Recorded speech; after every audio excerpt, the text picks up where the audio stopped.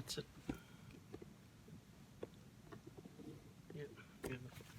We're set up. So will you want to introduce a little bit, or Um, I help you? would you introduce me my role?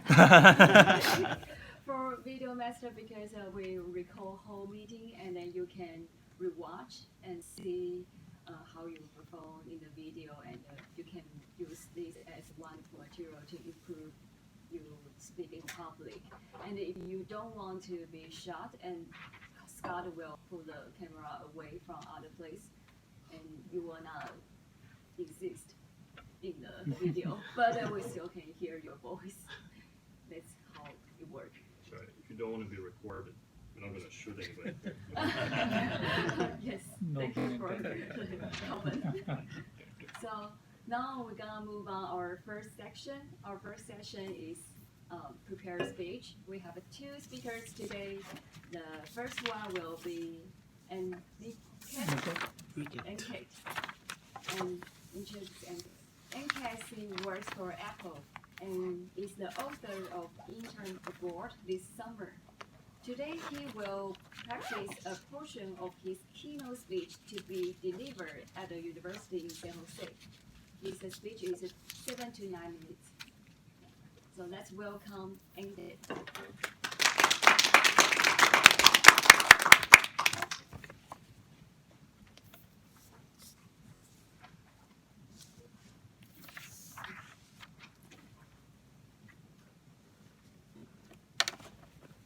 Thank you, Jan. Good morning, fellow Toastmasters. Good morning. Good morning. Looks like some coffee was missing this morning. Good morning, fellow Toastmasters. Good morning. Good morning.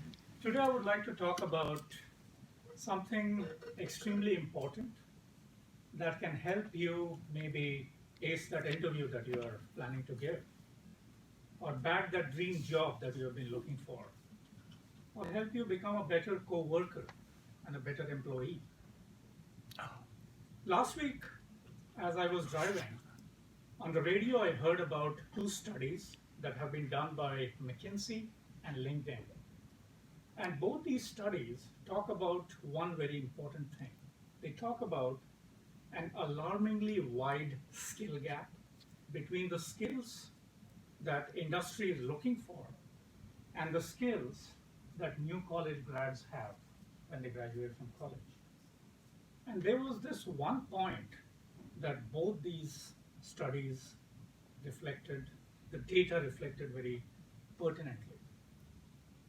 They talked about a shortage of one particular skill, especially in the United States.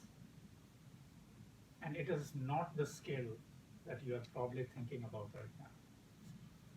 When most new college grads hear about shortage of a certain skill, they think of shortage of technical skills like Python programming, data science, machine learning, artificial intelligence. Those are extremely easy to think about. But what the LinkedIn study clearly mentioned is that there is an extreme shortage of people with soft skills. Just in the United States alone, there is a shortage of almost 1.5 million people with soft skills, as compared to barely 400,000 people with soft skills like coding. You've heard this so many times, and I'll say this again. Soft skills matter. Most people think that it's only jobs like sales representative, marketing analyst, maybe a product or a program manager that requires soft skills. But the truth is that each and every job in the modern workplace needs soft skills. But what exactly are soft skills? And how are they different from hard skills? As I was driving to this meeting today, I was thinking, what example can I think about? What example can I think about? And Game of Thrones just stuck to my mind. I don't think so there would be any Game of Thrones fans in the audience, right? Not even one. And I'm the right place. Who are the two super villains in Game of Thrones season 8? Can I have a show of hands? Somebody? Night King. Night King? Night King is a supervillain, true.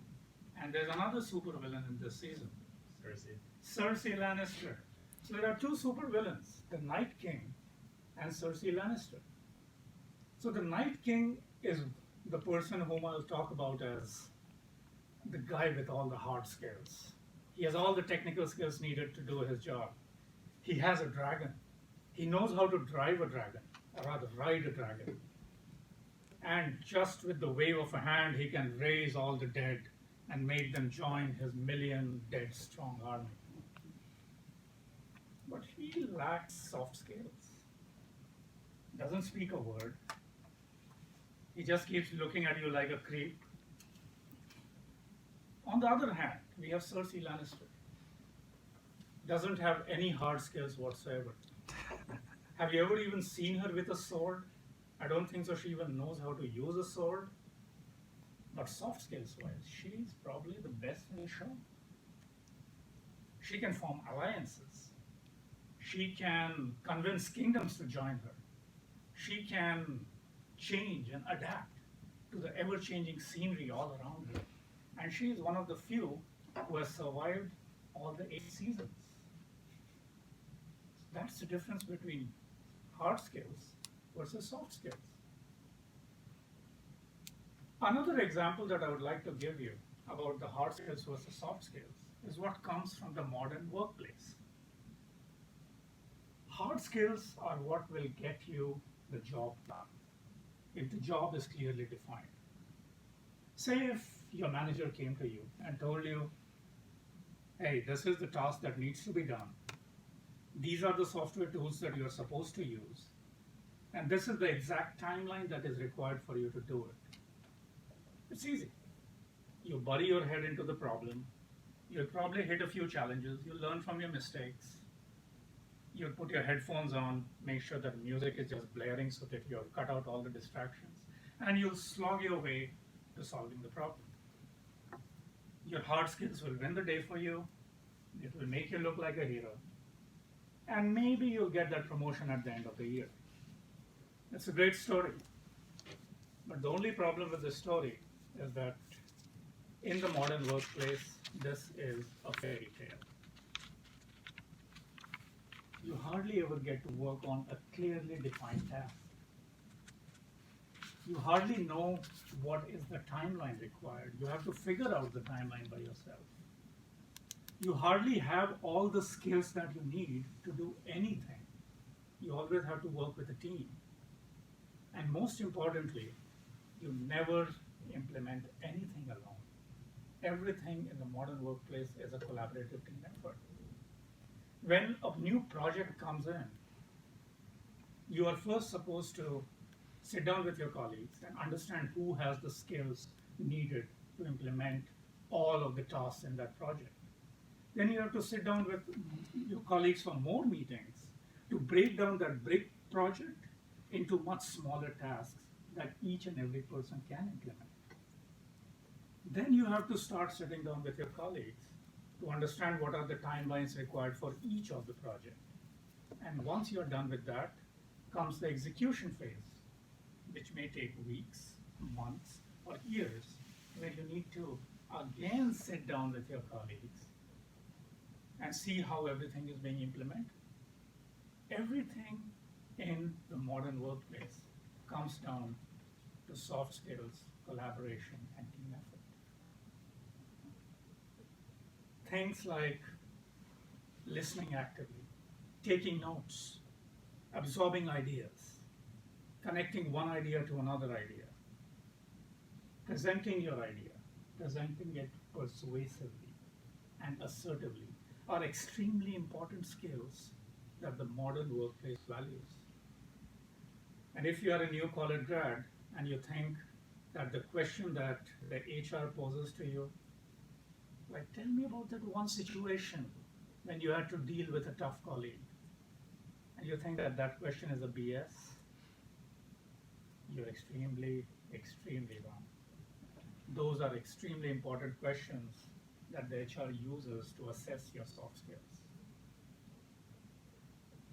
Now, there's some truth behind the fact that you can learn soft skills from a weekend seminar. or a 4-day course.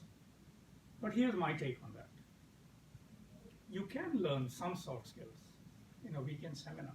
And I've seen my friends go to one of these weekend seminars or go to one of these crash courses and come out really motivated. And then for the next 2 weeks, they're all charged up. They are collaborating with people. They're asking questions. They're listening actively, taking notes.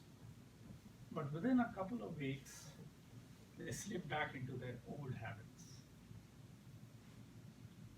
On the other hand, an organization like Toastmasters is a week-to-week running organization. This is where you get to practice and learn soft skills on a weekly basis to the extent where soft skills become a part of your daily habit. And it's very difficult to slip out of your daily habits. I'm sorry. Fellow Toastmasters, I would like to tell you about the mission statement of Toastmasters. Toastmasters helps men and women around the world present their ideas, to collaborate, and to speak more assertively and persuasively. The biggest thing that I believe Toastmasters helps people is with speaking up. Speaking in front of an audience was my biggest fear, and that got me to Toastmasters. And today, I can speak in front of large audiences only thanks to Toastmasters. To conclude, I would like to say that soft skills matter. Take the time to learn soft skills. Join Toastmasters. Back to you.